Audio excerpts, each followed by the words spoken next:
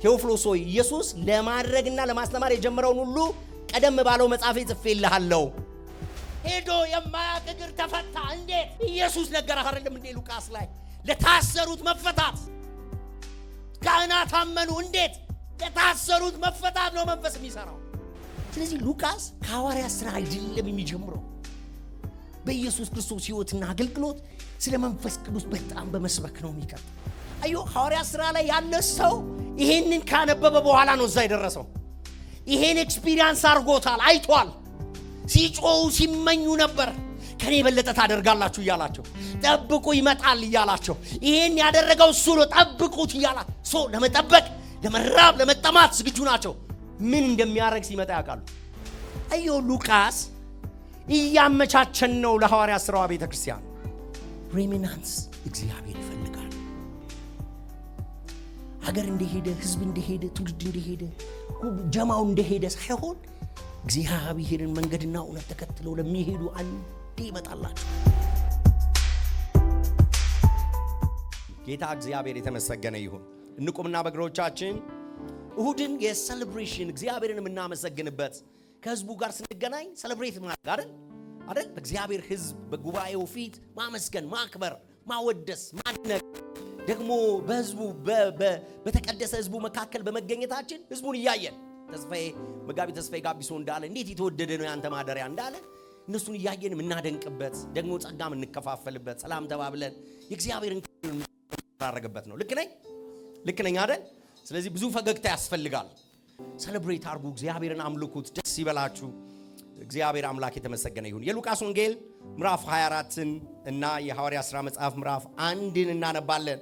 ዛሬ ለተከታታይ ሳምንታት ከዚህ በኋላ ላሉን ጊዜያት ስለ መንፈስ ቅዱስ ከሐዋርያት ሥራ ውስጥ የምንማርበት ሳምንታት ናቸው። መንፈስ ቅዱስን የምንማርበት የምንጠማበት የምንናፍቅበት ዓመት እንደመሆኑ ሐዋርያት ሥራን አናጠናም። ሐዋርያት ሥራ ላይ ቤዛ አድርገን መንፈስ ቅዱስን ፎሎ እናደርጋለን። መንፈስ ቅዱስን እንከተላለን። ማህበራትን እንዴት እንዳነጸ፣ እንዴት እንደባረከ፣ እንዴት እንደረዳ፣ እንዴት እንዳገዘ፣ እንዴት እንዳጽናና፣ እንዴት እንዳነጸ፣ እንዴት እንደገሰጸ፣ እንዴት ኮሬክት እንዳደረገ፣ እንዴት ደግሞ እሱን ሚስ አድርገው ችግር ውስጥ እንደወደቁ እናያለን፣ እንማራለን፣ እንነጋገራለን፣ እንጸልያለን። ዛሬ ለሱ መሰረት ለመጣል ነው በዚህ በእናንተ ፊት ያለው የሉቃስ ወንጌል ምዕራፍ 24 አነባለሁ። ከኤማውስ የተመለሱት ሰዎች ቁጥር 33 ወደ ኢየሩሳሌም መጥተው ወንድሞችን ካገኙ በኋላ እንደዚህ ተባባሉ ይላል። በዚያው ሰዓት ተነስተው ወደ ኢየሩሳሌም ተመለሱ። 11 ከእነርሱ ጋር የነበሩትም በዚያ በአንድነት ተሰብስበው አገኟቸው። እነርሱም ጌታ በእርግጥ ተነስቷል፣ ለስምዖን ታይቷል ይባባሉ ነበር። ሁለቱም ደቀ መዛሙርት በመንገድ ላይ የሆነውን እና ኢየሱስ እንጀራውን በመቁረስ እንዴት እንዳወቁት ተረኩላቸው። ቁጥር 36 ይህን እየተነጋገሩ ሳሉ ኢየሱስ ራሱ በመካከላቸው ቆሞ ሰላም ለእናንተ ይሁን አላቸው። እነርሱ ግን ደንግጠው በፍርሃት ተዋጡ፣ መንፈስም ያዩ መሰላቸው።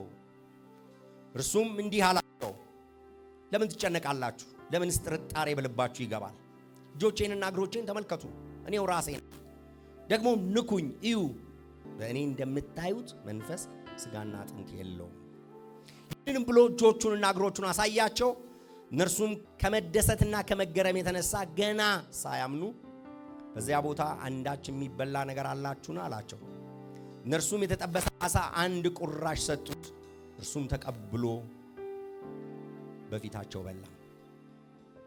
እነርሱም ከእናንተ ጋር በነበርኩ ጊዜ በሙሴ ሕግ በነቢያት እና በመዝሙር መጽሐፍት ስለ እኔ የተጻፈውን ሁሉ ይፈጸም ዘንድ ይገባል ብዬ ነገርኳችሁ ቃሌ ይህ ነው አላቸው። በዚያ ጊዜ ቅዱሳን መጽሐፍትን እንዲያስተውሉ አእምሮአቸውን ከፈተላቸው። እንዲህም አላቸው፣ እንዲህ ተብሎ ተጽፏል፣ ክርስቶስ መከራን ይቀበላል፣ በሦስተኛው ቀን ከሙታን ይነሳል፣ ከኢየሩሳሌም ጀምሮ ለሕዝቦች ሁሉ ንስሐና የኃጢአት ስርየት በስሙ ይሰበካል። እናንተም ለዚህ ምስክሮች ናችሁና እኔም አባቴ የሰጠውን ተስፋ እልክላችኋለሁ። እናንተ ግን ከላይ ኃይል በኢየሩሳሌም ቆዩ። ሐዋርያት ሥራ መጽሐፍ ምዕራፍ 1 ቁጥር 1 እስከ 5 ድረስ ያለውን እናንብብ። ቴዎፍሎስ ሆይ ኢየሱስ ለማድረግና ለማስተማር የጀመረውን ሁሉ ቀደም ባለው መጽሐፌ ጽፌልሃለሁ። ይኸውም እስካረገበት ቀን ድረስ ለመረጣቸው ሐዋርያት በመንፈስ ቅዱስ አማካኝነት የሰጣቸውን ትእዛዝ ነው። ከሕማማቱ በኋላ ራሱ ቀርቦ ያው መሆኑን ለነዚሁ በብዙ ማስረጃ ያረጋገጠላቸው 40 ቀን አልፎ አልፎ እየታያቸው ስለ እግዚአብሔር መንግሥት ነገራቸው።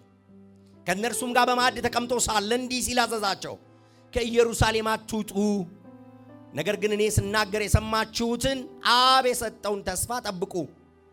ዮሐንስ በውሃ አጥምቆ ነበርና እናንተ ግን ከጥቂት ቀን በኋላ በመንፈስ ቅዱስ ትጠመቃላችሁ።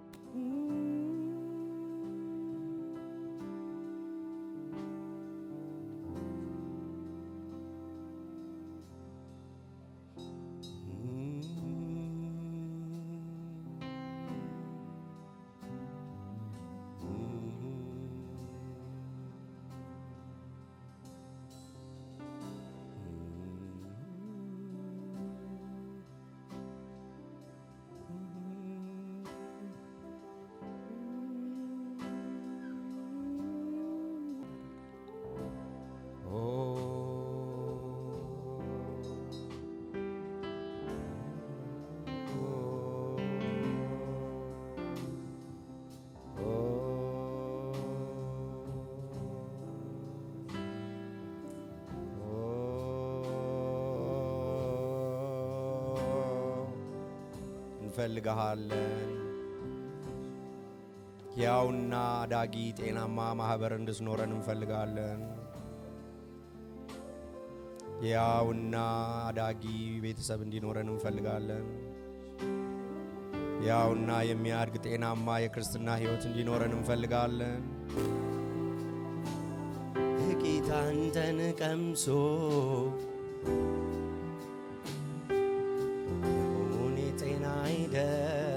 ረሃቤን ፈውሰው ጥቂት አንተን ቀምሶ እንደጠገበ ሰው መሆኔ ጤና አይደል ረሃቤን ፈውሰው ጥቂት አንተን ቀምሶ እንደጠገበ ሰው መሆኔ ጤና አይደል ረሃቤን ፈውሰው ጥቂት አንተን ቀምሶ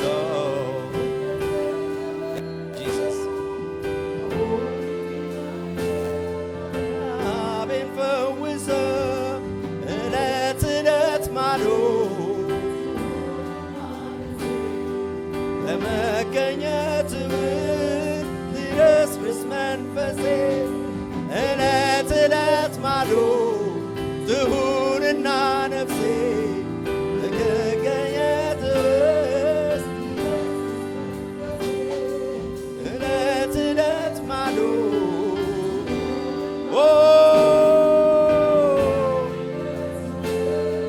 ሊረስርስ መንፈሴ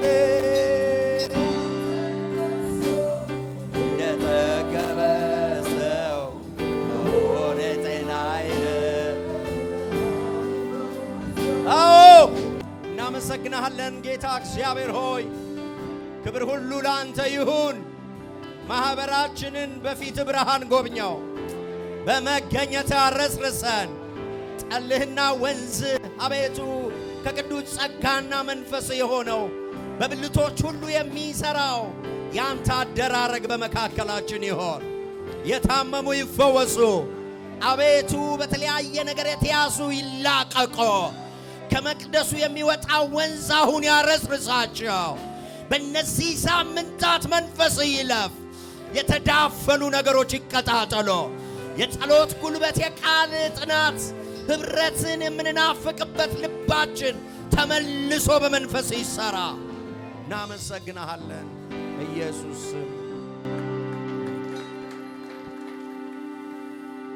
የሐዋርያት ሥራ መጽሐፍ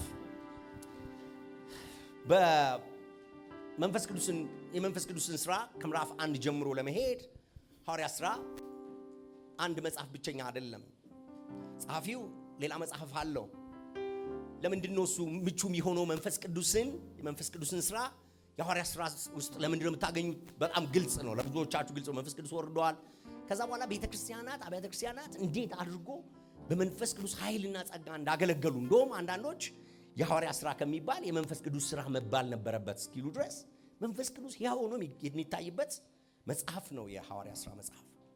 ይሁንና ግን ዛሬ ይህንን ሉቃስን ከመንፈስ ቅዱስ ጋር በደንብ አድርጋችሁ እንድትተዋወቁት የሉቃስን ወንጌል ነው መሰረት ለመጣል የማስበው። ኔክስት ዊክ ደግሞ ሐዋርያ ስራ እንዳለ 28ቱን ምዕራፍ በመንፈስ ቅዱስ ላይ ፎከስ የሚያደርግባቸውን ኢሹዎች ብቻ አነሳለሁ። ከዛ በኋላ ባሉን ተከታታይ ሳምንታት ግን ምዕራፍ 1 ላይ መንፈስ ቅዱስን እንፈልገዋለን፣ እናየዋለን፣ እንማራለን፣ እንጸልያለን፣ እናፍቃለን። ምዕራፍ 2 እንላለን፣ 28ኛው ምዕራፍ ድረስ በዚህ መልኩ እንሄዳለን።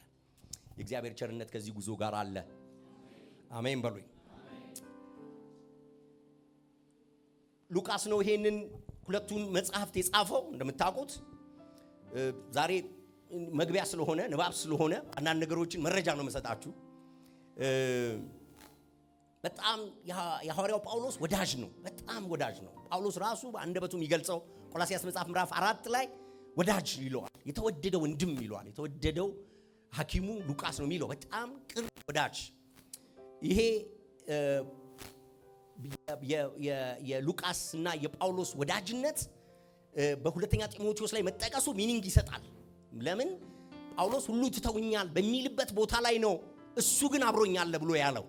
ሉቃስ ግን አብሮኛል ያለው ሁሉ ትተውኛል፣ ብቻዬን ቀርቻለሁ፣ ማንም ከኔ ጋር የለም በቃ በሚልበት በዛ የሁለተኛ ጢሞቴዎስ መጽሐፍ የመጨረሻ የጭንቅ በጣም የፈተና የጳውሎስ የመጨረሻዎቹ ሰዓታት የምጥ ሰዓቶች ላይ ሉቃስ ነበር አብሮት። ወዳጅነታቸው በጣም ጥብቅ ነው።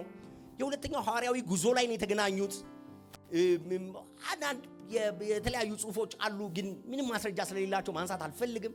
ግን ሁለተኛው ሐዋርያዊ ጉዞ ላይ ነው የተገናኙት። ምዕራፍ 16 ጀምሮ ነው ሉቃስ ራሱ እኛ ማለት የሚጀምረው። የሚገርመኝ ነገር እንደነ ማርቆስ የሆነ ቦታ ላይ ሲመለስ አታዩትም፣ ወይም በሆነ ተልእኮ ደግሞ እንደነ ጢሞቴዎስ ሲለየው አትመለከቱም። ምዕራፍ 27 ላይ በዛ ጭንቅ በዛ የመርከብ መናወጥና መከራ መብላት ወቅት ነበር። ተጠገነን፣ አለፍን፣ ንፋስ መጣብን፣ እንደዚህ ሆነ፣ ተሰበረ፣ ብሉ ብሎ ለመነ። እኔ እንትና ነበርን በመርከብ ውስጥ እና የሆነች ምትናወጥ፣ ምትቸገር፣ ምትገፋ፣ ምትመታ፣ ምትሰበር ግን የሆነች ደግሞ ውስጧ ሌላ ማህበር ጳውሎስ ያለበት ሉቃስ ያለበት ስማቸው የተጠቀሰ ሌሎች ሁለት ሰዎች ያሉበት ቸርች በሏት በምትናወጥ እዛ ማህበር ውስጥ የጌታን ስም የሚጠሩ የጌታን እውነት የሚናገሩ የሚያመልኩ በዛ ነውጥ ሰዓት ሌሊት ላይ መልአክ የሚላክላቸው እግዚአብሔር እንዲያለኝ የሚሉ ክብር ለእግዚአብሔር ይሆን። በእንደዚህ አይነት ቀውጢ እዛ ውስጥ ነበረ ሉቃስ። በዛ ፈተና፣ በዛ መከራ፣ በዛ ጭንቀት፣ በዛ ሁኔታ ውስጥ አብሮት የነበረ ሰው ነው። ምንም ሊያረግ አይደለም እዛ የሚሆነው። ጳውሎስን ለማገዝ ለመርዳት ሐዋርያዊ ተልእኮን እንዲፈጽም ለማድረግ ሂስትሪውን ለመከተብ ለኛ ለመጻፍ ደግሞ እንደገና አስተማሪም አገልጋይም እንደሆነ ነው የሚታመነው። ለዚህ ነው ቅዱሳን አባቶች በቅዱሳን የመጽሐፍ ካኖኒዜሽን ወቅት እነዚህን መጽሐፍቶች ያስገቡት። ሐዋርያት ሥራን አለማስገባት አትችሉም። በመጀመሪያ ደረጃ ሐዋርያት ሥራን አውጥታችሁ አዲስ ኪዳንን ለመረዳት በጣም ነው የምትቸገሩት። አሁን ኢየሱስ ክርስቶስ ወንጌላትን ብቻ ነው የምታውቁት ልበላችሁና ወንጌላትን አንብባችሁ ስትጨርሱ ሮሜ ቢል ምን ማለት ነው የምትሉት? ከየት መጣችሁ? እንዴት ሮም ደረሳችሁ? ገላትያ ደግሞ ማን ነው የምትሉት? ወንጌላትን ጨርሶ ኢየሱስ አረገ። ከዛ በኋላ ለገላትያ ሰዎች ጳውሎስ የጻፈው ጳውሎስ ራሱ ማን ነው? አያችሁ፣ የሐዋርያት ሥራ በጣም የሚገርም ብሪጅ የሚሰራ መጽሐፍ፣ በትክክለኛው ቦታ የተቀመጠ ብቻ ሳይሆን በትክክለኛ የታሪክ አስተዳደር ጊዜውን ጠብቆ የመጣ ደግሞ እዛ ውስጥ ያሉትን አብያተ ክርስቲያናት በትክክል እንድንረዳ እንድናቃቸው፣ ማን እንደመሰረታቸው፣ እንዴት እንደተመሰረቱ፣ ምን ቻሌንጅ እንደነበረባቸው ከዛ በኋላ ቆሮንቶስን ስታነቡ ይገባቸዋል። ሪፈር የምታደርጉት ሐዋርያት ሥራን ስለሚሆን በጣም ግሩም መጽሐፍ። ለዛ ብቻ ሳይሆን በሂስቶሪያን በነ ጆሲፈስ የሚባሉ ሂስቶሪያን በዛ ዘመን የታወቁ የአይሁድን ታሪክ የሚጽፉ ጸሐፍት የሚስማሙባቸው ታሪኮች፣ ሰዎችና ጊዜዎች የተጠቀሱት በሉቃስና በሐዋርያት ሥራ ውስጥ በጣም አስገራሚ በሆነው ንጉሶቹን ይጠቅሳል።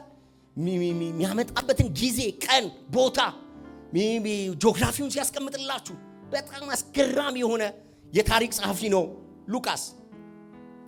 እና ዝም ብለን ብድግ ብለን የሐዋርያት ሥራን ብቻ እንሂድበት ብንል ፌር አንሆንም። የሰውየውን ፓሽን የቅዱስ ሉቃስን ፓሽንና የመንፈስ ቅዱስ ዝንባሌ ሚስ እናደርገዋለን። ስለዚህ ከሉቃስ ወንጌል መሰረት መጣል ያስፈልገናል። ለምንድነው እሱ ስለ መንፈስ ቅዱስ ከሐዋርያት ሥራ መጽሐፍ በማህበራችን አሁን ማጥናት ያለብን የሚል ጥያቄ ሊነሳ ይችላል። ምንድነው ምክንያታችን? በዚህ ማህበር ውስጥ ለምንድነው የምናጠናው? አሁን ለምንድነው የምናጠናው? ሐዋርያት ሥራ መጽሐፍና የግርጃ ማኑኤል በጣም የተሳሰሩ መጽሐፍት ናቸው። ይሄን ማወቅ አለባችሁ። ቅርብ ጊዜ ይመጣችሁ ቸርቿ ስትጀመር ለ2 ዓመት ያህል በጣም ተጠግተን ያጠናነው መጽሐፍ ነው ሐዋርያት ሥራ። ቤተክርስቲያናችን የመጀመሪያውን ቤተክርስቲያን ፈለግ የምትፈልግበት 2 ዓመት ነበረን።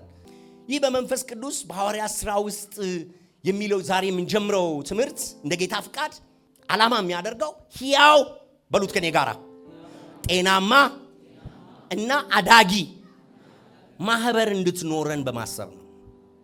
ይላችሁ ሌላ ልናደርግ የምንችለው ነገር ስለሌለ እንጸልያለን፣ ደግሞ እንማራለን። ሌላ ምን እናደርጋለን? ሌላ ምን መሳሪያ አለ? ጤናማ ለመሆን አዳጊ ለመሆን ሕያው ማህበር እንድትኖረን ምን እናርግ ሌላ?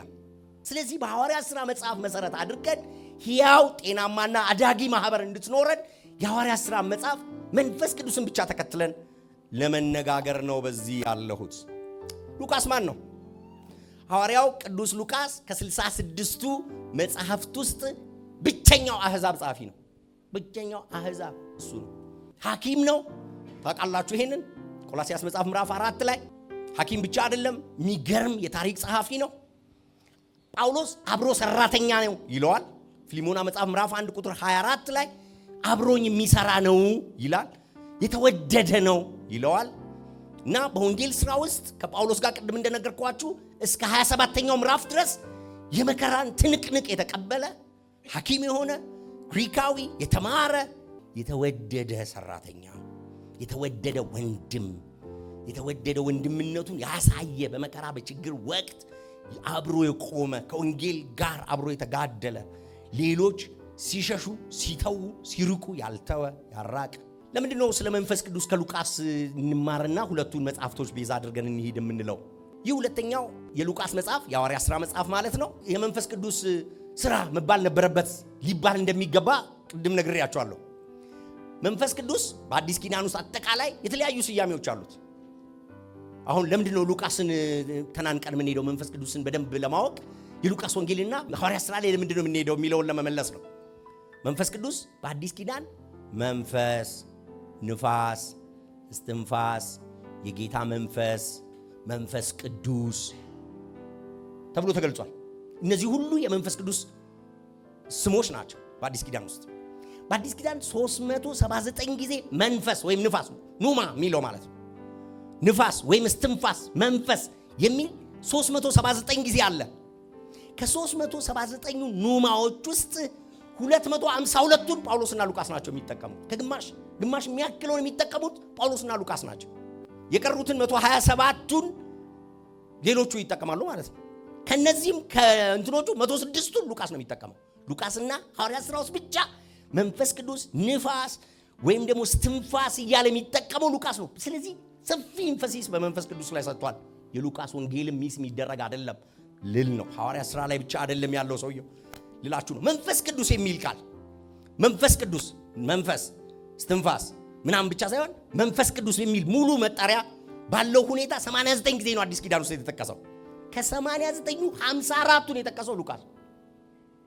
በጣም የሉቃስንም ወንጌል የሐዋርያት ሥራንም መጽሐፍ ለማህበር ሐዋርያት ሥራን ስናጠና ሉቃስ ደግሞ ሁለቱን እንዴት አስተሳስሮ እንደሚሄድ ዛሬ በመጠኑ ላሳያችሁ ብዬ ነው በዚህ ያለው። መንፈስ የሚለውን ብቻ ብንመለከት መንፈስ የሚለውን ብቻ ዝም ብለን ብንመለከት 4 ጊዜ ብቻ ነው የተጠቀሰው ሉቃስ ነው። 3ቱን የተጠቀመው ሉቃስ ነው። የጌታ መንፈስ የሚለው ማለት ነው። የጌታ መንፈስ የሚለው። ስለዚህ ሉቃስ ወንጌልን ከመንፈስ ቅዱስ አንጻር ለመመልከት መሞከር በጣም አስፈላጊ ነው። እንደው በጥቅሉ መንፈስ ቅዱስ ሐዋርያት ሥራ ውስጥ ገብተን ስንፈልገው ነው የምናገኘው እንዳትሉ ጸሐፊው ሉቃስ ገና መጽሐፉን ቅድም ያነበብኩላችሁን መጽሐፍ ሲጀምር በባለፈው መጽሐፌ ኢየሱስ ክርስቶስ እስካረገበት ቀን ድረስ አይደል የሚለው ቴዎፍሎስ ሆይ ኢየሱስ ለማድረግና ለማስተማር የጀመረውን ሁሉ ቀደም ባለው መጽሐፌ ጽፌልሃለሁ። ይኸውም ብሎ መጽሐፉን ሲያብራራ እስካረገበት ቀን ድረስ ለመረጣቸው ሐዋርያት በመንፈስ ቅዱስ አማካኝነት የሰጣቸውን ትእዛዝ ነው ይላል። ስለዚህ የሉቃስ ወንጌል የኢየሱስ ክርስቶስ የመንፈስ ቅዱስ ትእዛዝ ነው ማለት ነው። በመንፈስ ቅዱስ የተሰጠ ትእዛዝ ነው። በቃ እንደሱ አድርጎ ነው እነዛን 24 ምዕራፎች የመጀመሪያውን መጽሐፍ በመንፈስ ቅዱስ የተሰጠ ትእዛዝ ብሎ ነው የሚያስቀምጠው። መንፈስ ቅዱስ ሊወርድ ነው። መንፈስ ቅዱስ ወረደ፣ ለቸርች ይሄን ሰራ፣ በቸርች ውስጥ ይሄን ሰራ ከማለቱ በፊት የጻፈውን የመጀመሪያ መጽሐፉን ሰመራይዝ አድርጎ ሲያስቀምጠው ጌታችን ኢየሱስ ክርስቶስ ከማረጉ በፊት በመንፈስ ቅዱስ ትእዛዝ የሰጠው መጽሐፍ ነው ያ መጽሐፍ ብሎ ነው የሚለው። ስለዚህ ሉቃስ ራሱ የሚነግራችሁ ከሉቃስ ወንጌል መንፈስ ቅዱስን ታገኙታላችሁ ብሎ ነው የሚላችሁ። ስለዚህ ቀረብ ብለን መከታተል ይኖርብናል። መንፈስ ቅዱስ በሉቃስ ቲዮሎጂ ውስጥ ትምህርትና አጻጻፍ ውስጥ ምንድነው እሱ የነበረው? ሐዋርያት ሥራን ከማየታችን በፊት ይሄንን እንመልከት ብዬ ነው። ሁለተኛ ሉቃስ በጣም የሚገርም የአጻጻፍ ስልት አለው። ለምሳሌ የጌታ ወንድሞችም ነበሩ ይላችኋል። የትኛው እንድትሉት ነው የሚፈልገው? የጌታ ወንድሞች አሉ ብሎ በቃ ማን እንደሆነ አይጠቅስላችሁ። ጥቂት ቆይቶ ግን የጌታ ወንድም ያዕቆብ የቤተ ክርስቲያን መሪ ሆኖ ያገኛል እና ሰርፕራይዝ አትሆኑ። ወዲያውኑ እንቦጭ አያረግባችሁ። ማጣጣፉ እንደዛ ነው። ብልክ ብሎ መጥቶ የሆነ ታሪክ የሆነ ሰውዬ ተወቁት አይልም። መጀመሪያ ፍንጭ ይሰጣቸዋል። እሱም ብቻ አይደለም። ለምሳሌ በርናባስን ምዕራፍ 4 ላይ አንድ ቆጵሮስ ነዋሪ ዮሴፍ የሚባል ሰው ነበረ፣ ንብረቱን ሁሉ ሸጠና ምናምን ሐዋርያትም በርናባስ አሉት ይላችኋል።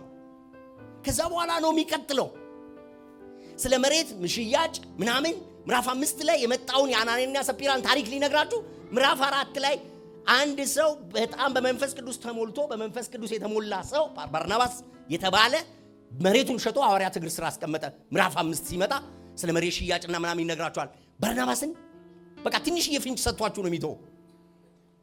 ሂዱ እነ እስጢፋኖስ ምዕራፍ 8 ሙሉን እስጢፋኖስ የሰበከውን ስብከት ከመንገሩ በፊት ምዕራፍ 6 ላይ እስጢፋኖስ ተመረጠ ብሏችሁ ነው የሚጀምረው። ፊልጶስ ተመረጠ ብሏችሁ ነው የሚጀምረው። እስጢፋኖስ በሚወገርበት ጊዜ ሳኦል የሚባል አንድ ሰው ልብስ ይይዝ ነበር ብሏችሁ ወደ ምዕራፍ 9 ይወስዳችኋል።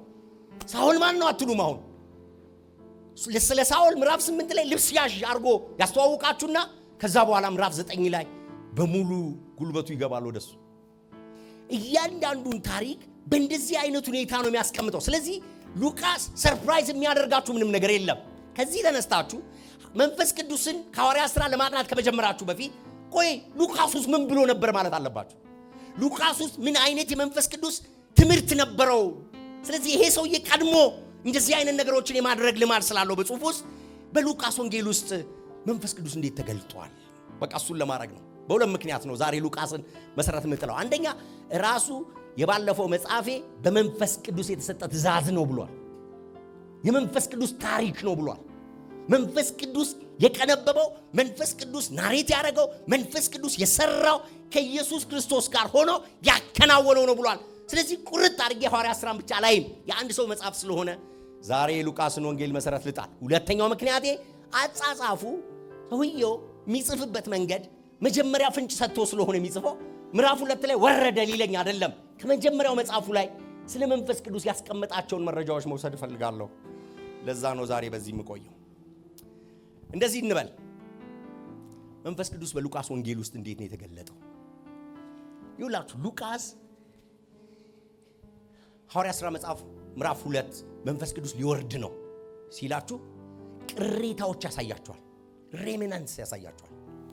በምድር ሁሉ ከሚኖሩ ህዝቦች መካከል ብሎ የዓለምን ህዝብ ጠቅላላ ስዕል ይስልላችሁና እግዚአብሔርን የሚፈሩ ወደ ኢየሩሳሌም መጥተው ይሰግዱ ነበር ብሎ ሰብሰብ ያደርገዋል። አይሁዳዊ እና ደግሞ በይሁዲነትን የተቀበሉ እግዚአብሔርን የሚፈሩ ሰዎች ጠበብ ያደርገዋል።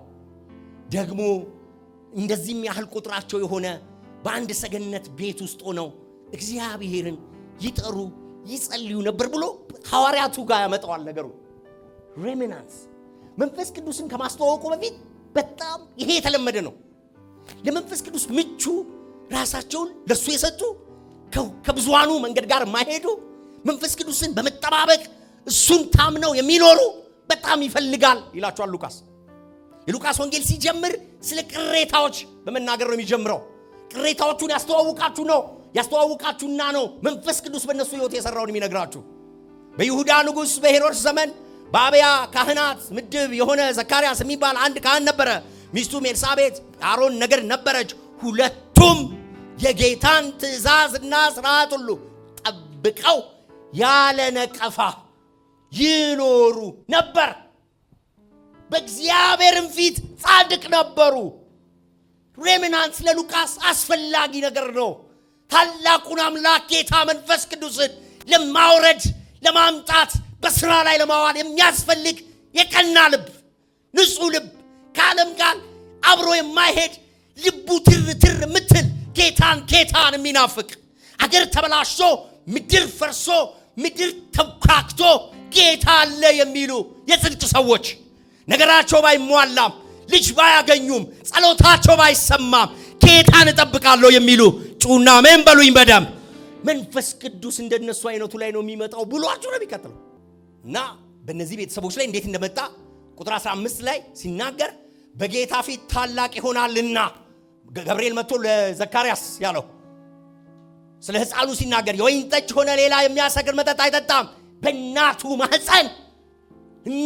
ማህፀኗ መንፈስ ቅዱስ ያለበት ልጁ ራሱ በማህፀን ያለ መንፈስ ቅዱስ የሚሞላ ምን አይነት ቤተሰብ፣ ምን አይነት ንጽህና፣ ምን አይነት ከእግዚአብሔር ጋር የሆነ መንገድ እንድትሉ ነው። ሬሚናንስ ቅሬታዎች፣ ጨካኞች፣ ጌታን የሚፈልጉ። ቁጥር 41 ላይ ደግሞ ኤልሳቤጥ የማርያምን ሰላምታ በሰማች ጊዜ እንደምነሽ ደህና ነሽ ወይ ስትላት ኮሙኒኬት አድርጉ። ያክስቴ ልጅ ያጎቴ ልጅ በዝምድና ሳይሆን ያ የመንፈስ ቅዱስ ሥራ መንፈስ በላይዋ ላይ ወረደ ይላል። ኤልሳቤጥን በመንፈስ ተሞላች። ድምጿን ከፍ አድርጋ እንዲህ አለች፣ አንቺ ከሴቶች መካከል የተባረክሽ። እንዲህ ታወቀች። አያችሁ መንፈስ ቅዱስ የሚመራቸው አሉ። ጭልም ባለ ዓለም ውስጥ ጭል የሚሉ መብራቶች ላይ መንፈስ ቅዱስ ይሰራል። እግዚአብሔር ያልሰራበት ጊዜ የለም። እግዚአብሔር ከሥራ የወጣበት ጊዜ የለም። ሐዋርያት ሥራ ምዕራፍ 2 ላይ አይደለም ነበረ። መንፈስ ቅዱስ በሚፈልጉት ቤት ውስጥ አለ፣ በሚጮህበት ቤት ውስጥ አለ፣ በሚናፍቁት ሰዎች ልብ ውስጥ አለ። መንፈስ ቅዱስ ለሚራቡት አለ። ጮኻችሁ አሜን በሉኝ።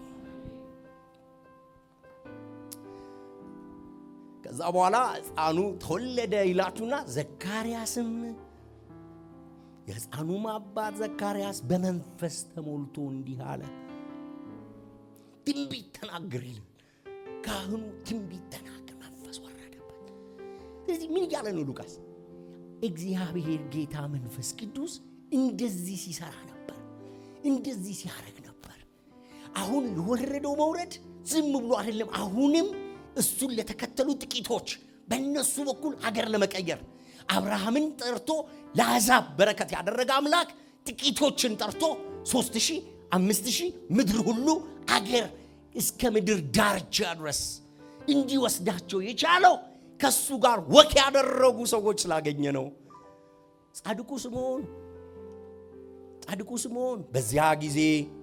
በዚያ ጊዜ ጻድቅ ትጉ የሆነ ስምዖን የሚባል አንድ ሰው ነበረ። በኢየሩሳሌም ይኖር ነበረ። እርሱም የእስራኤልን መጽናናት ይጠባበቅና መንፈስ ያደረበት ሰው፣ በላዩ ያደረበት ሰው፣ መንፈስ ያደረበት ሰው፣ መንፈስ የሚኖርበት ሰው ነበር። ደግሞም የጌታ መሲህን ሳያይ እንዳይሞት በመንፈስ ተገልጦለት ነበር። መንፈስ አስረድቶት ነበር። የሚያወራው፣ የሚያስረዳው፣ የሚኖር አብሮት የሚኖር ብቻ ሳይሆን መንፈስ ቅዱስ የሚያብራራለት ብቻ አይደለም። በዚያም በመንፈስ ተመርቶ ወጥቶ ሕፃኑን አቀፈው፣ እግዚአብሔርን አመሰገነ ይላል። ሬሚናንስ እግዚአብሔር ይፈልጋል። ሀገር እንደሄደ፣ ህዝብ እንደሄደ፣ ትውልድ እንደሄደ፣ ጀማው እንደሄደ ሳይሆን እግዚአብሔርን መንገድና እውነት ተከትለው ለሚሄዱ አንዴ ይመጣላቸዋል ነው ሉቃስ የሚለው። ቅድስት ድንግል ማርያም ከሬሚናንስ የምትገባ አይደለችም፣ የተለየች። እንዲሁም አንድ ጽሑፍ ላይ የዘሌዋውያን መጽሐፍ ምዕራፍ 2 ነው የምትመስለው እሷ ይላል። የዘሌዋውያን መጽሐፍ ምዕራፍ 2 እኔ ደጋግሞ በጣም ትንሽ ቁጥር ነች ዘሌዋውያን መጽሐፍ ምዕራፍ 2 ግን በጣም ደጋግሞ እምወደው ደስ የሚለኝ የእህል ቁርባን ይሄ ነው። በጨው ቀምመው ዘይቱን እንትን አርገው እርሾ እንዳይገባበት እወደዋለሁ ይሄን ሽታ። ይሄን ሽታ በጣም ነው የምፈልገው በዚህ በጣም ደስ የሚለኝ የእህል ቁርባን አይነት ነው ደጋግሞ ነው የሚለው በዛች ትንሽ ቁጥር ውስጥ ልክ እንደሱ ነው ማርያምን ያሸተታት ይላል በእግዚአብሔር የተወደድሽ በእግዚአብሔር መርጦሻል የተለየሽ ነሽ የተባረክሽ ነሽ የተለየሽ ነሽ እግዚአብሔር ወዳጅ ሆ ያ ዱዌል የሚያደርገው እግዚአብሔር በውስጧ ሊያድር ፈልጎ ከስምዖን ጋር እንደነበረው አይደለም በዘካርያስ ጋር እንደሆነው አይደለም በኤልሳቤጥ ሆድ ውስጥ እንደሆነው አይደለም በዮሐንስ እንደሆነው አይደለም በተለየ መልክ መንፈስ ቅዱስ በአንቺ ላይ ይመጣል የልዑል ኃይል ይጸልልልሻል ካንቺ የሚወለደው ቅዱሱ የእግዚአብሔር ልጅ ይባላል በእግዚአብሔር ፊት ሞገስ አግኝተሻልና መንፈስ ቅዱስ በአንቺ ላይ ይመጣል የልዑል ኃይል ይጸልልልሻል ስለዚህ ካንቺ የሚወለደው ሕፃን ቅዱስ የእግዚአብሔር ልጅ ይባላል ስለዚህ መንፈስ ቅዱስ መጣ ስራ እየሰራ ይሄ የሉቃስ በቃ ማንንም በዚህ መልኩ ታሪኩን አልጻፈልን ማንንም ማቴዎስም ማርቆስም በዚህ መልኩ አልጻፉልን ምክንያቱም ሉቃስ በመንፈስ ቅዱስ ሴንሲቲቭ ነው የመንፈስ ቅዱስን ጉዳይ እንድንረዳ የሚፈልግበት መንገድ የተለየ ንጹህ እግዚአብሔርን የሚፈልግ ሚጮህ ሚጠማ ሚራብ እስቲጩና አሜን በሉኝ እንደሱ የሆኑ ሬሚናንስ የሚፈልጉት ሚጠሙት ሚራቡት በጽድቅ እሱን የሚከተሉት ይጠግባሉ ያገኙታል ይረካሉ እሱም በእነሱ ይሰራል መጥምቁ ዮሐንስ ጋር ወስዳቸዋል ምዕራፍ 3 ላይ ዮሐንስ በጣም በርካታ ህዝብ ነው ወደሱ የመጣ በውሃ ጠመቃቸው መሲነ ሲሉት መሲም አይደለም ማለት አንዱ ያንን ያቀረበበት ምክንያት እኔ አይደለሁም እኔ በውሃ ነው ማጠምቀው እሱ ሲመጣ ግን በመንፈስ ቅዱስ ነው የሚያጠምቀው እኔ ከላይ የሆነ ጥበት በቃ በውሃ የመርጨት የማጠብ የመንጻት ስርዓት ነው የምሰራው እኔ ውስጥን የሚያጠራ ውስጥን የሚያጥብ ውስጥን የሚቀድስ ወደ እግዚአብሔር አካል ውስጥ የሚጨምር ወደ እግዚአብሔር ልጅነት የሚያመጣ ጥምቀት የሚያጠምቀው እሱ ነው ይህን ጥምቀት ሐዋርያት ሥራ መጽሐፍ ምዕራፍ 2 ላይ መልሶ ያነሳዋል ምዕራፍ 1 ቅድም ያነበብኩት ላይ መልሶ ያነሳዋል ስለዚህ ሉቃስ እያዘጋጀን ያለው ዮሐንስ ትንቢት ተናግሯል ስለሆነ አንድ ቀን ስለዚህ ይመጣል ጌታ የሚያጠምቅበት ጊዜ አለ የሚለይበት ጊዜ አለ ቤተክርስቲያንን የሚነካበት ጊዜ አለ ቤተክርስቲያን የምትወለድበት ጊዜ አለ አንድ ማህበር አንድ ኤክሌሲያ የሱ ማህበር የምትመሰረትበት ጊዜ አለ ዮሐንስ እንደዛ ብሎ ተናገረ ዮሐንስ እያጠመቀ ያለ አንድ ቀን ከህዝቡ መካከል አንዱ ወደፊት መጣ እና የላከኝ እርሱ ነው እኮ አለኝ ሰማያት ተከፈቱና መንፈስ ቅዱስ በርግብ አምሳል ላዩ ላይ አረፈ አየው መንፈስ ቅዱስ በአካላዊ ቅርጽ እንደ እርግብ በርሱ ላይ አረፈበት ይላል ወረደበት ይላል ይሄ ታይቷል አይቼዋለሁ ይላል ዮሐንስ የምወደው ልጄ ይሄ ነው ብሎ አመሰከረ ይላል ኢየሱስ ክርስቶስ ከዛ ሰዓት ጀምሮ ለህዝቡ ግልጽ ሆነ ሚታይ ሚነበብ ሉቃስ ተከታትሎ ሰዎችን ኢንተርቪው አድርጎ ሊጠይቀውና ሊያስረዳው የሚችል ስራ መንፈስ ቅዱስ በኢየሱስ መስራት ጀመረ ከዛ በፊት ምንም የሚታወቅ ነገር የለውም ዘመድም ቢሆኑ ዮሐንስ እንኳን አላቀውም ነበር ነው የሚለው አላቀውም ነበር ማለት ዘመድ እንደሆነ ያውቃል ግን መሲህ እንደሆነ አያውቅም የተላከው እሱ እንደሆነ አላቅም ነበረ ከእኔ በፊት ነበረ እሱ የላከኝ እርሱ ነው አለኝ ስለዚህ መንፈስ ቅዱስ በላዩ ላይ በርግብ አምሳል ወረደበት ከዛ በኋላ ኢንተርቪው ሲያደርግ ነው የሚያገኘው ሉቃስ እነዚህ ነገሮች ከዚህ በኋላ በሉቃስ ወንጌል ውስጥ የተጠቀሱትን ኢየሱስ ክርስቶስ ያላቸውንና በኢየሱስ ክርስቶስ መንፈስ ቅዱስ የሰራቸውን ልንገራችሁ ለምንድን ነው ይሄን ያረኩ ያለው የሉቃስ ወንጌል ጥሩ መንደርደሪያ ነው ስለ ሐዋርያት ሥራ የመንፈስ ቅዱስ እንቅስቃሴ ለመነጋገር ጥሩ መንደርደሪያ ነው ማለት ነው መንፈስ ቅዱስ በኢየሱስ ክርስቶስ ሕይወት ይሞላው ነበር ይመራው ነበር ኃይል ይሰጠው ነበር መጽሐፉ ሉቃስ እንደዛ አድርጎ ይነግረናል ኢየሱስን በመንፈስ ቅዱስ ተሞልቶ ይላል ከዮርዳኖስ እንደተመለሰ መንፈስ ወደ ምድረ በዳ መራው ይላል ወሰደው ይላል ስለዚህ ይሞላው ነበር ይመራው ነበር ይላል ስለዚህ መንፈስ ቅዱስ ተሞሉ የሚል ሐዋርያት ሥራ ውስጥ አትደነቁም አይገርማችሁ ኪንግ ዋናው እረኛ ትልቁ መሲህ ሊቀ ካህኑ ይሞላ ነበር። ዕለት መንፈስ ቅዱስ ይመራው ነበር፣ ይወስደው ነበር። ምድረ በዳም ቢሆን ሂድ ካለው ይሄድ ነበር። ሰማርያ የምትባል በመንፈስ ቅዱስ ተቀጣጥላ እሳት ሆኖ ሂድ ወደ ምድረ በዳ ሲለው እምቢ አይልም።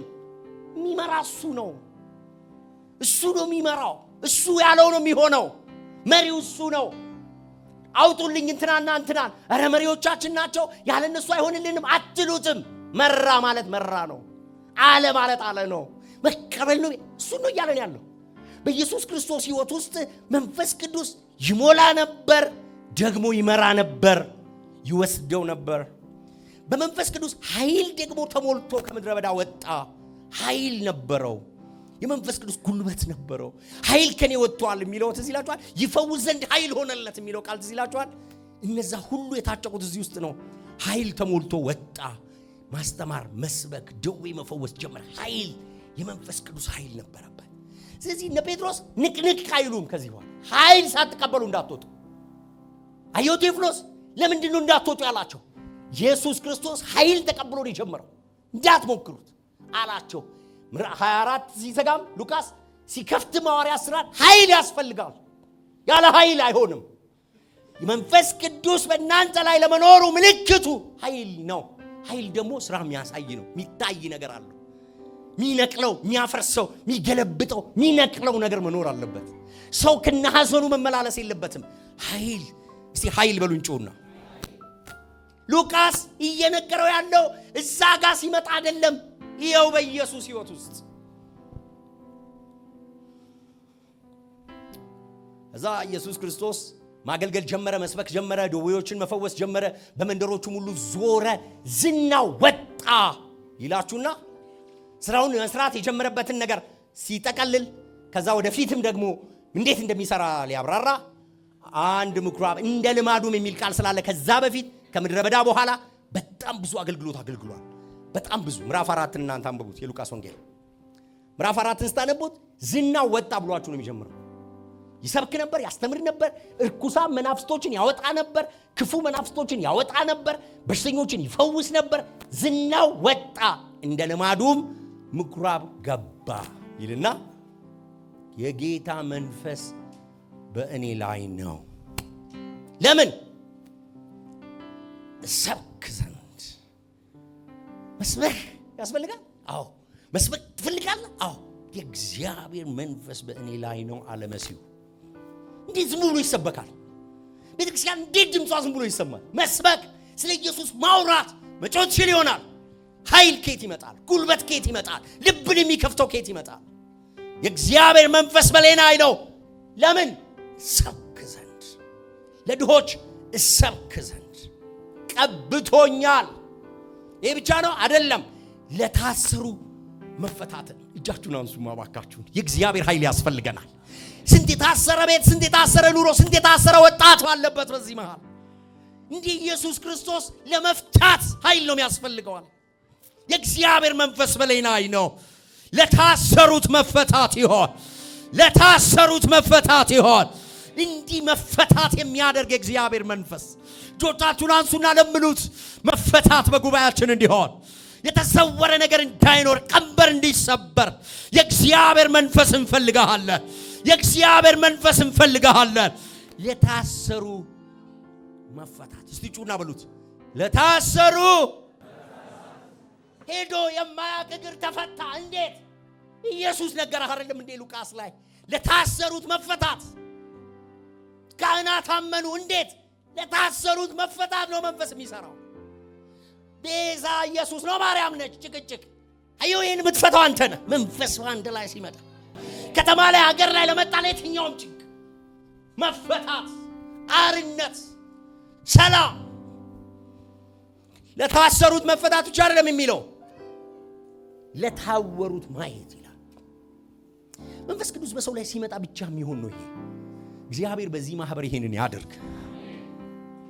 የታወሩት እንዲያዩ፣ ሊትራል አይንም እንዲበራ፣ የልብ አይንም እንዲበራ። ስለዚህ ሉቃስ ከሐዋርያት ሥራ አይደለም የሚጀምረው። በኢየሱስ ክርስቶስ ሕይወትና አገልግሎት ስለ መንፈስ ቅዱስ በጣም በመስበክ ነው የሚቀጥለው። የተጨቆኑ ነፃ። እስቲ የተጨቆነ ሰው አስቡ። መንፈስ የጨቆነው ሰው የጭቆና ውስጥ ያለ ሰው ይታያችኋል። ጭቆና ውስጥ ያለ ሰው እንዴት ታድኑታላችሁ? እንዴት ነፃ ታደርጉታላችሁ? የእግዚአብሔር ኃይል ያስፈልገናል። ይህ ጉባኤ ዛሬ እንዲጸልይ ይፈልጋል። የተጨቆነ መንፈስ፣ የተጨቆነ ስብዕና፣ የተጨቆነ አይምሮ የእግዚአብሔር መንፈስ ካልሆነ እንዴት አድርጌ ነው የምንፈታው? አጠገባችሁ ባለው ሰው እጃችሁን አድርጉና እግዚአብሔር መንፈስ በአንተ ላይ ይምጣ በሉት። አንድ ደቂቃ ጸልዩለት። የእግዚአብሔር መንፈስ በአንተ ላይ ይምጣ። ለተጨቆኑ ነፃ መውጣት እንዲሆን የተጨቆኑ ሰዎች በመንፈስ የተጨቆኑ በአጋንንት የተጨቆኑ በኃጢአት የተጨቆኑ ነፃ እንዲወጡ የእግዚአብሔር መንፈስ ያገኝ በሉት። ከሃይማኖት የሚያወጣ መንፈስ ቅዱስ በኃይል ባንተ ላይ ይምጣ። በሐዋርያቱ ላይ የመጣ ያ እሳት፣ ያ ክብር፣ ያ ደመና የተጨቆኑትን ነፃ የሚያወጣ የተወደደችውን የጌታን ዓመት ኢዮቤልዩን የሚሰብክ የነፃነት ቀን፣ የነፃነት ዓመት፣ የነፃነት ዘመን ለሰው የሚያመጣ ዕዳ የሚሰረዝበት ሰው ካለበት ከየትኛውም ዕዳ ነፃ የሚሆንበት ያ የተወደደ ዓመት በእናንተ እንዲሰበክ፣ በእናንተ እንዲነገር፣ በሕይወታችሁ እንዲታወጅ፣ በቤተሰቦቻችሁ እንዲታወጅ የጌታ መንፈስ በእናንተ ላይ እንዲመጣ ጸልዩለት። አጠገባችሁ ላለው የጌታ መንፈስ ባንተ ላይ ይሆን። የጌታ መንፈስ ባንተ ላይ ይምጣ። የተጨቆኑ ነፃ ይውጡ። ከቤተሰቦች መካከል፣ ከዘመዶች መካከል፣ ከጎረቤቶች መካከል የተጨቆኑ፣ የታወሩ፣ የታሰሩ ነፃ እንዲወጡ የጌታ መንፈስ ባንተ ላይ ይምጣ። የጌታ መንፈስ ባንተ ላይ ይምጣ። ጩና አሜን በሉኝ እስቲ።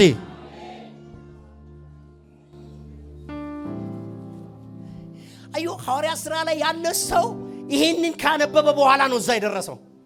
ይሄን ኤክስፒሪየንስ አድርጎታል፣ አይቷል። ሲጮው ሲመኙ ነበር። ከኔ የበለጠ ታደርጋላችሁ እያላቸው፣ ጠብቁ ይመጣል እያላቸው፣ ይሄን ያደረገው እሱ ነው ጠብቁት እያላ ሰው ለመጠበቅ፣ ለመራብ፣ ለመጠማት ዝግጁ ናቸው። ምን እንደሚያደርግ ሲመጣ ያውቃሉ። ያንን ዓመት አውጅ ዘንድ ብሎ አለ ኢየሱስ። በርካታ እርኩሳን መናፍስትን አንክሊን ስፒሪትስ ቆሻሻ እርኩስ የሆኑ መናፍስቶችን በመንፈስ ቅዱስ ኃይል ያወጣ ነበር ይላል ሉቃስ። በጣም በርካታ ጥቅሳል። በመንፈስ ቅዱስ ኃይል አንክሊን የሆኑ ስፒሪቶች፣ እርኩስ የሆኑ መናፍስቶችን ከሰዎች ላይ ያስወጥ። በሄደበት ቦታ የእግዚአብሔር ጣት ኃይል እያደረገች አጋንንቶች፣ እርኩሳን መናፍስቶች ይወጡ ነበር። እርኩሳን መናፍስቶች፣ እርኩሳን አንክሊን ስፒሪትስ፣ ንጹህ ያልሆኑ፣ ክፉ የሆኑ፣ ከምድር የሆኑ፣ ከአጋንንት የሆኑ፣ ክፉ ከሰው አይምሮ ልብ ውስጥ እየተጠረጉ ይወጡ ነበር። መንፈስ ቅዱስ ከሌለ እንዴት አድርገን እንችላለን? መንፈስን መለየት ከሌለ እንዴት ይሆናል? ይሄ ጸጋው ከሌለ እንዴት ይሆናል? ይሄ አንተ ልብ ታስሮ አየዋለሁ ከሌለ እንዴት ይሆናል? ይሄ እንዴት ይሆናል? ይሄ ታላቁ የእግዚአብሔር ኃይል የሚባል አንድ ሰው ነበረ። ታላቁ የእግዚአብሔር ኃይል ነው ራሱ ስሙ። እንዴት አድርገህ ትለየዋለህ? ይሄንን በእርሶ መጀንብለ ቸርች ከፍታ አብረው መኖር ነው እንጂ ማን ኦፍ ጎድ አድርገህ አዮ ሌላ ኃይል ከሱ የሚበልጥ ካልመጣ፣ ከሰማያት ካልወረደ፣ ከተማዋን አንቆ ያዘ ጥንቆላ ኃይል የሚሰበር የእግዚአብሔር እጅ ካልመጣ፣ አንክሊን ስፒሪትስ፣ ንጹህ ያልሆኑ መንፈሶች እኔ ማለዳ በእግዚአብሔር ፊት ጮህ። ንጹህ ያልሆኑ መናፍስቶች፣ ርኩሳን፣ ሰይጣን ምናምን ብቻ አይደለም፣ ክሊን ያልሆኑ ከእግዚአብሔር ያልሆኑ ቶትስ፣ በሰው አይምሮ የተሰገሰጉ ክፉ ምልከታ፣ ክፉ አመለካከቶች፣ አንክሊን የሆነ ስፒሪት፣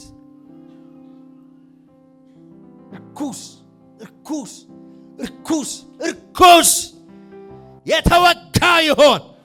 አየሩን ይልቀቀው። ኩስ መናፍስት ሰውን አይምሮ የሚያቆሽ ጉባኤው ሰው ቁጭ ብሎ ርኩሳን መናፍስቶች በቀላሉ ሊጮቱ ይችላል። ሐሳብን ይወስዱታል። ርኩስ ነው ስራቸው። ርኩስ ክሊን ያልሆነ ንጹህ ያልሆነ። ለዚህ ነው ንጹህ የሆነውን አስቡ የተባለው። ንጹህ የሆነውን፣ ትክክል የሆነውን፣ እውነት የሆነውን፣ ጽድቅ የሆነውን፣ ፍቅር የሆነውን አስቡ እንጂ ክፉን አይደለም፣ ርኩሱን አይደለም። እጆቻችሁን አንሱ።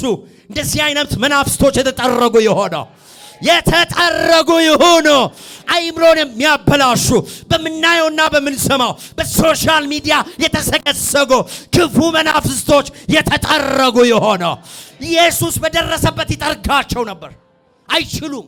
የልባቸውን ያውቅ ነበር። ሐሳባቸውን ያውቅ ነበር። ይመረምራቸው ነበር። ለምን እንዲህ እንዳላችሁ አውቃለሁ። ምን እያሰባችሁ እንደሆነ አውቃለሁ። ይህ ከክፉ ነው። ይህ ከክፉ ነው። በጌታ በኢየሱስ ስም የተጠረገ ይሆን። ንጹህ ክልል ያለች የጌታ መንፈስ ንጹህ የሆነው እሱ ሲመጣ እናውቀዋለን። ረብሽ የለውም። የብት ገበያ አይመስልም። ያስታውቃል። መንፈሳችን ያውቀዋል። አንክሊን የሆኑ ስፒሪቶች አሉ። በጌታ በኢየሱስ ክርስቶስ ስም ንጹህ ውሃ ይረጭ። ክፉ መናፍስቶች እና ርኩሳን መናፍስቶች አሉ። ክፉና ርኩሳን መናፍስቶች እንዲህ ነው ቃል በቃል የሚለው ሉቃስ። ይጠርግ ነበር በደረሰበት ቦታ። አዩ መንፈስ ቅዱስ ሲኖር ነው እሱን የሚያደርገው። አጠገባችሁ ያለውን ሰው ያዙትና አንድ ደቂቃ እንጸልይ ባካችሁ። እንዲህ አይነት የመናፍስት መለየት፣ እንዲህ ያለ የመንፈስ ቅዱስ ኃይል፣ እንዲህ ያለ የእግዚአብሔር መንፈስ ጸጋ ሲጸልዩ በጌታ በኢየሱስ ክርስቶስ እኔ በሄድኩበት ቦታ እግዚአብሔር ሆይ ካንተ ጋር ከመሆን የተነሳ አንተ ከኔ ጋር ከመሆን የተነሳ አንክሊን የሆኑ ስፒሪቶች፣ ክፉ መናፍስቶች፣ ርኩሳን መናፍስቶች የተጠረጉ እንዲሆኑ፣ የለቀቁ እንዲሆኑ፣ አየሩን እንዲለቁት ክፉ መናፍስቶች የለቀቁ እንዲሆኑ፣ የሰውን አይምሮ ያጠቁ፣ የሰውን ልብ ያጠቁ አጋንንታ ኃይላት የጨለማ ጉልበት በዚህ ጉባኤ እንዳይሰሩ በጌታ በኢየሱስ ስም ጸልያለሁ። በጌታ በኢየሱስ ስም ጸልያለሁ። በእጆቻችሁ ላይ ጌታ ጸጋ ይሁን። በመገኘታችሁ የእግዚአብሔር መገኘት ይሁን። የእግዚአብሔር ጸጋና መንፈስ በኃይል በእናንተ ላይ ይሁን። በአሮን ራስ ላይ እንደሚፈሰው ሽቱ በጺሙ ላይ በመደረቢያው ላይ እንደሚወርድ ያለ መዓዛ የጌታ መንፈስ ይህን ጉባኤ ይሙላ። ርኩሳን መናፍስቶች ይጠረጉ። ክፉ ሐሳቦች ይነሱ።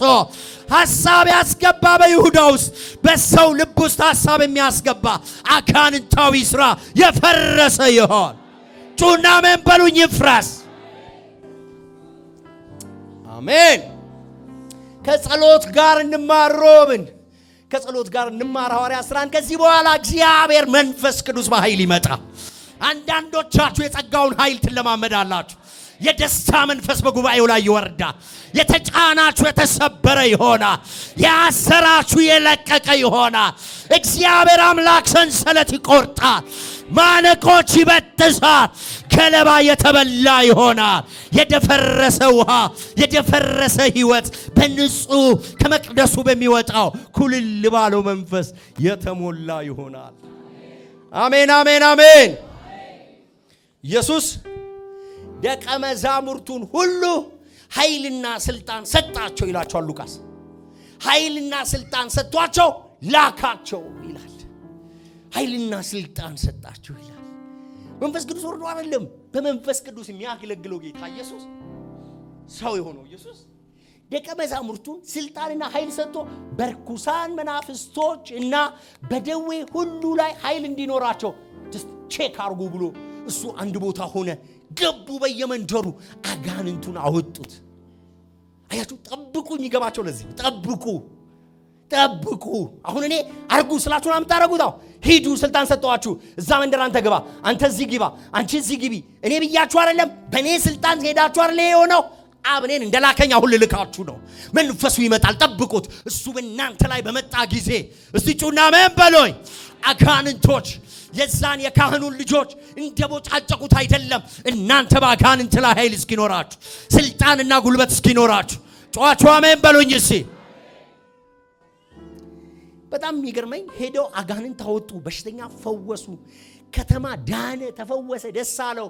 ከዛ በኋላ መጥተው ሪፖርት ሲነግሩት ይላሉ ሉቃስ በመንፈስ ቅዱስ ሐሴት አደረገ ይላል። የመንፈስ ቅዱስ ሐሴት ይሄ ነው።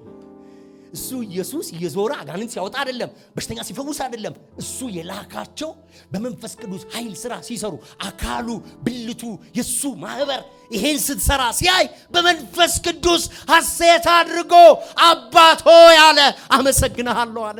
ደስታው ዛሬም ይሄ ነው። ዛሬም ደስታው ይሄ ነው።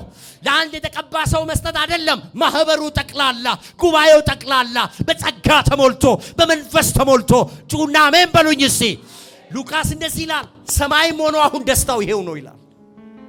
እነዚህ ትናንሾች፣ እነዚህ ሕፃናት፣ እነዚህ ጡት ያልጠገቡ ሕፃናት ጠቢባን ያላወቁትን አስተዋዮች ያላወቁትን ምሁራን ያላወቁትን ግንበኞች የላቁትን ያንን ኢየሱስ የማዘን ራሱን ተቀብለው በመንፈስ ቅዱስ ኃይል ሄደው ስራ ሰርተው መጡ ብሎ በመንፈስ ቅዱስ የሆነ ደስታ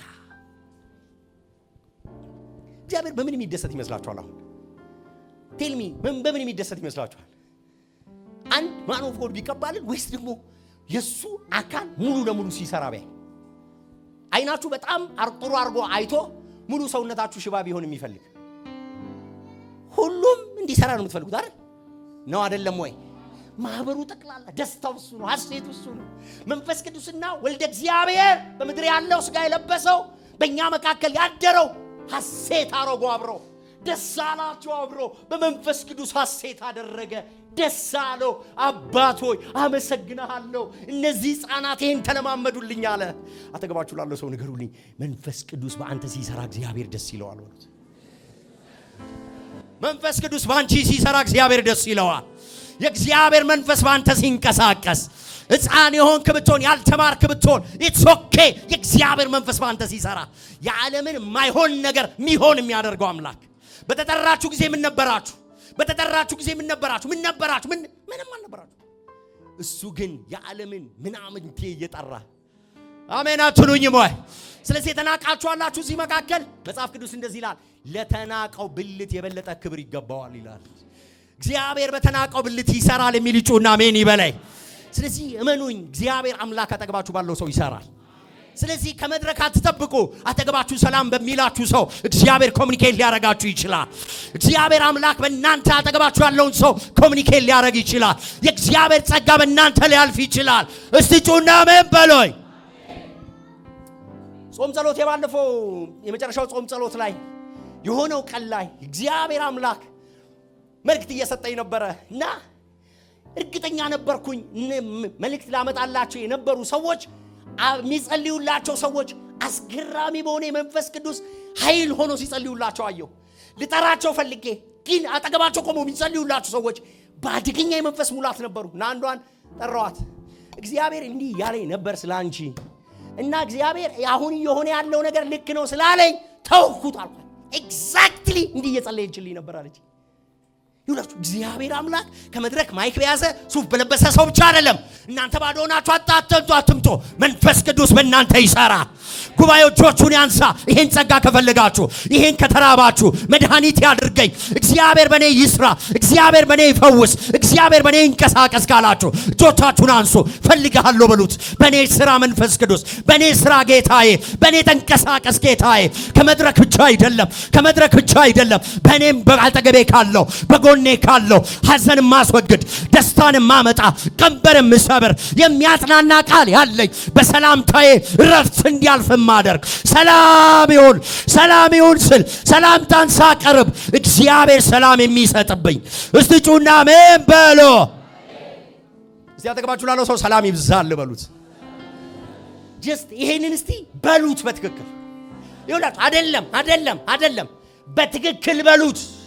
with holy spirit በእግዚአብሔር ጸጋ ሰላም ላንቺ ይሁን አለቻት። መንፈስ ወረደባት። የሰላምቷን ድምፅ ስትሰማ ይላል ታምናላችሁ ወይ? እንደሱ አድርጋችሁ የተቀደሰ አሳሳም እንዳለ የተቀደሰ አጨባበጥ እንዳለ እግዚአብሔር ጸጋ እንደሚያስተላልፍ እስቲ ጩና አሜን በሎይ። አንዱ ለሌላው እንደሚሰራ አንዱ ለሌላው እንደሚያንጽ በዛ መንፈሱና እጆቻችሁን አንሱና ቤት ሰላም ይሁን፣ ህይወት ሰላም ይሁን፣ ኑሮ ሰላም ይሁን። የእግዚአብሔር ጸጋ ይብዛል። እግዚአብሔር ያገኘ ጮቹ አሜን በሎኝ። ይኸውልህ በፊት እኔ ነጋዴ ነበርኩ። እኔ ነጋዴውም በርካታ ነጋዴዎችም ሁላችንም እንደ አገልጋይ ነው የምንቆጥረው ራሳችን። 26 27 28 ዓመት የዛሬ 28 ዓመት ዱባይ ነጋዴ ነኝ። ሕፃን ልጅ ግን ነግዳለሁ።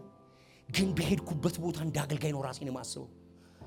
እንደ አገልጋይ እንደ ሙሉ ጊዜ አገልጋይ እንጂ እንደ ስተራ ሰው ራሴን አልቆጥርም። ምጨብጠውን ሰው ቤተ ዘመድ መሃል ከሄድኩኝ እየጸለይኩ ነው የሚሄደው።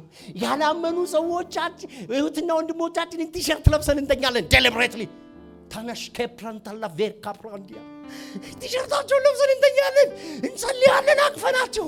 እግዚአብሔር አይናችን እያየ እንዲጠመቁ አድርጓል።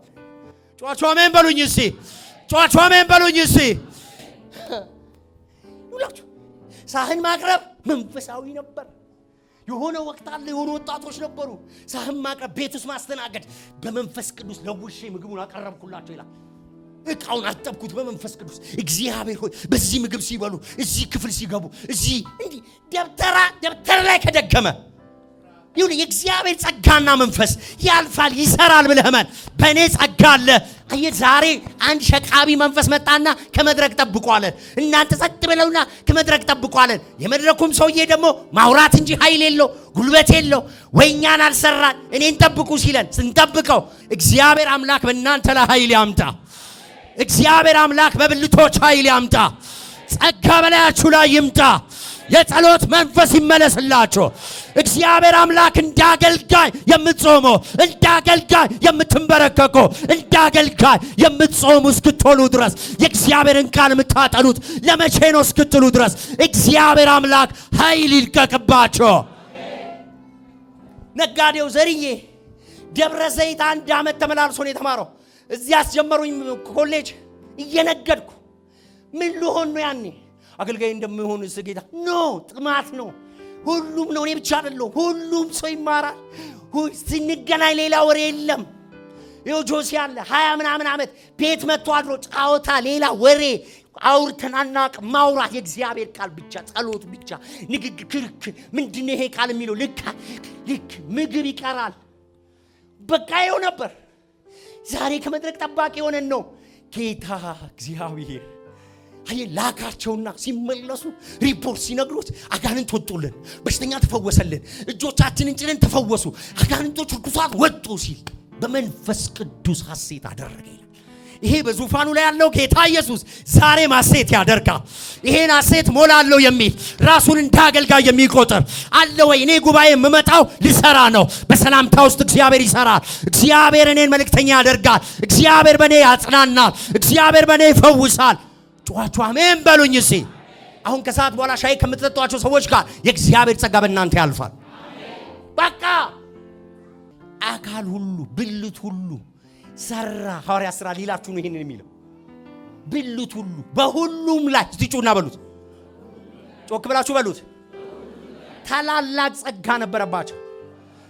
ጸጋ ነበረባቸው አይደለም፣ ታላላቅ ጸጋ። እንዴት? ይሄው ሁሉ ሲሰራ ደስ የሚለው ሐሴት የሚያደርገው የእግዚአብሔር ልጅ በመንፈስ ቅዱስ ሐሴት የሚያደርገው የእግዚአብሔር ልጅ በዙፋኑ ላይ ያለው ለዚሁ ፐርፐስ እኮ ነው ተቀብሎ መንፈሱን ያፈሰሰው።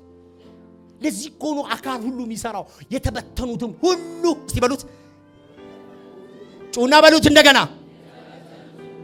ቃሉን እየሰበኩ በደረሱበት ቦታ ሁሉ ቃሉን እየሰበኩ ሄዱ ይላል። አሁን ልበትናችሁ ወዴት ነው የምትሄዱት? የእግዚአብሔር ጸጋ ከእናንተ ጋር ይሁን። ለሥራ ተበተኑ። አሁን ለእግዚአብሔር ሥራ ተበተኑ። አሁን የእግዚአብሔር ኃይል በእናንተ ላይ ይሁን። ተጠቂዎች እንዳትሆኑ፣ ተሸናፊዎች እንዳትሆኑ፣ ተከላካዮች እንዳትሆኑ፣ በእግዚአብሔር ጸጋ ምታልፉ እንድትሆኑ፣ ምትሰሩ እንድትሆኑ እጆቻችሁን አንሱ። የእግዚአብሔር ኃይል በእናንተ ላይ ይሁን። የእግዚአብሔር ጸጋ በእናንተ ላይ ይሁን። አዮ ሉቃስ እያመቻቸን ነው ለሐዋርያት ሥራ ቤተክርስቲያን። ሐሴት አድርጎ ግድ ይላችሁም ዛሬ እግዚአብሔር መንፈስ በዚህ አለ። ሐሴት አደረገ ጌታ በሉት። ለምን ሐሴት አደረገ በሉት። ጠብቁት እስኪ መልስላችሁ። መልሱለታ። ለምንድን ነው ሐሴት ያደረገው?